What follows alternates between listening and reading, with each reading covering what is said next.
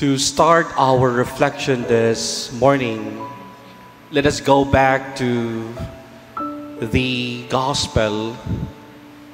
Upon Jesus disembarked the boat together with his disciples, he saw a lot of crowds, and an immediate reaction from his heart, he pitied them. This is the normal reaction of a good shepherd. Yung bang pag nakita niya ang kanyang mga tupa, bigla na lang talaga siyang nahahabag, naaawa. And like with not the good shepherd, yung mga nagpapanggap na mga shepherd, he or she will only think of himself or herself. Very self-centered. And that is why they are not concerned if the sheep will scatter. Bahala kayo dyan. Basta importante, okay ako.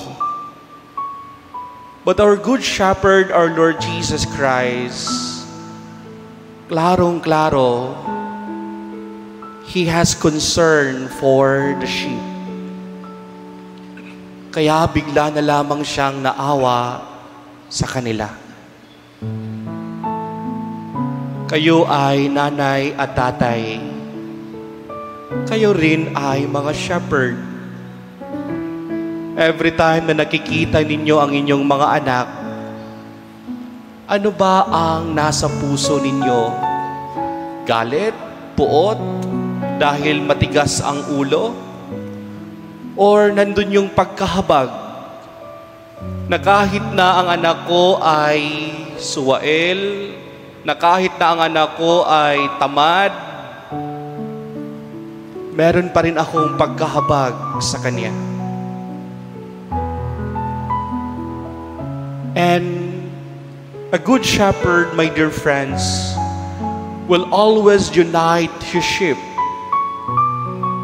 Yun na lamang ang narinig natin sa ating pangalawang pagbasa. Wala nang Hintil, wala nang Hudyo, bagkus pinag-isa sila ng Diyos. Brothers and sisters, this is the mission of God, to unite His people. And the mission of the devil is to separate the people from Him and to separate from each other.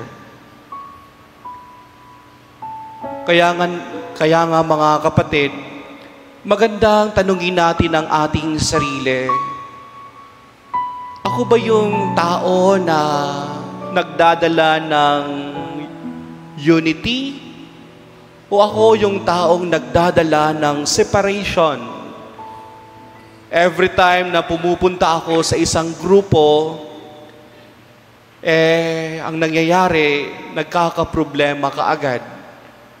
O ako yung taong nag-unite sa mga tao despite of the differences of each one of the members of this group. Kaya nga mga kapatid, magandang matutunan natin matutunan natin sa buhay at masunod ang ating mabuting pastol, our good shepherd, our Lord Jesus Christ. Sa ebanghelyo natin ngayon, when Jesus pitied them, hindi lamang niya sinabing naawa ako sa inyo. Bagkus, ang kanyang awa ay may kaakibat na action. There is a concrete action. Because He began to teach them at great length. Merong ginawa ang Diyos sa kanila. Pwede naman mga kapatid na yung kapitbahay mo walang bigas at sasabihin mo sa kapitbahay mo na, alam mo, awang-awa talaga ako sa'yo, bye-bye. Pero kung awang-awa ka sa kanya, na alam mong meron kang ekstrang bigas, why not concretize your awa? If you have 1 sack, why don't you share 2 kilograms of rice to that family?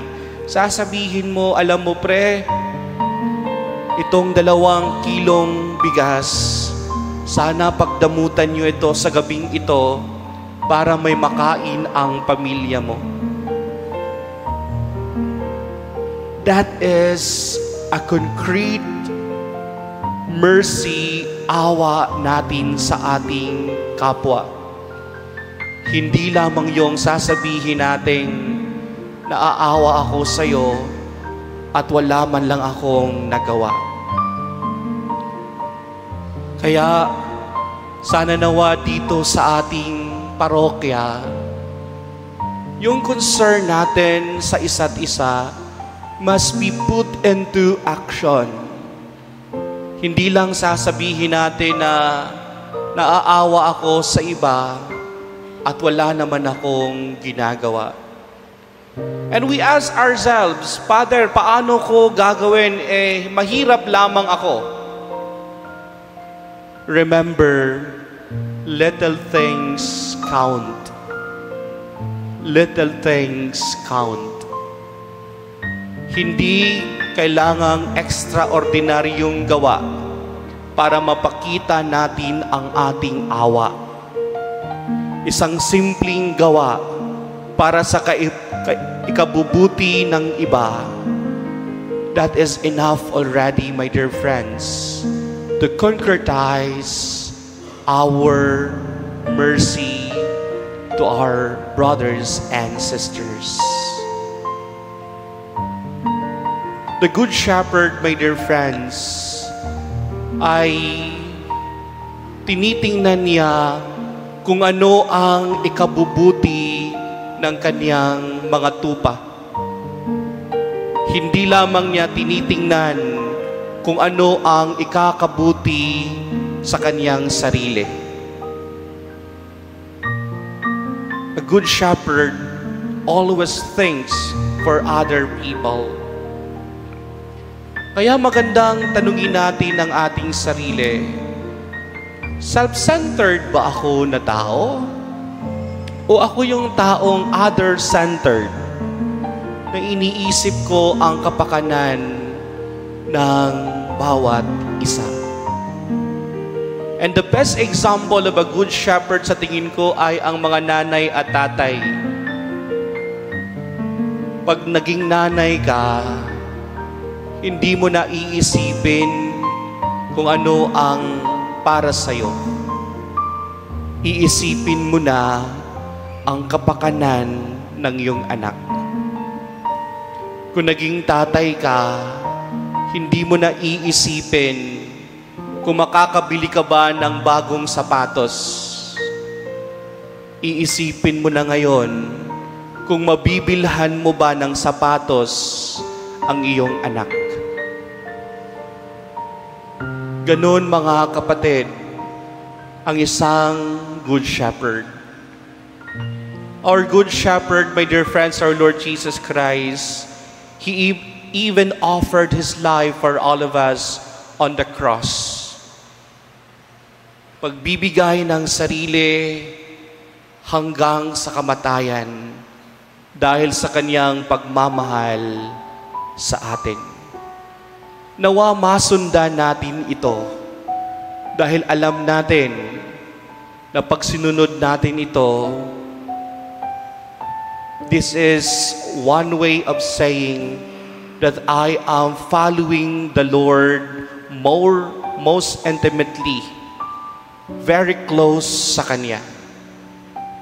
And hopefully, one day, we will be with Him in His paradise. Before I will end up my homily this morning, allow me to share a very concrete experience of awa na naranasan ko nung ako ay na-assign pa sa Israel. One day, nagkasakit po ako. Pag nasa ibang lugar ka, ibang bansa at nagkasakit ka, magsi-self-pity ka talaga dahil walang mag-aalaga sa'yo, walang nanay.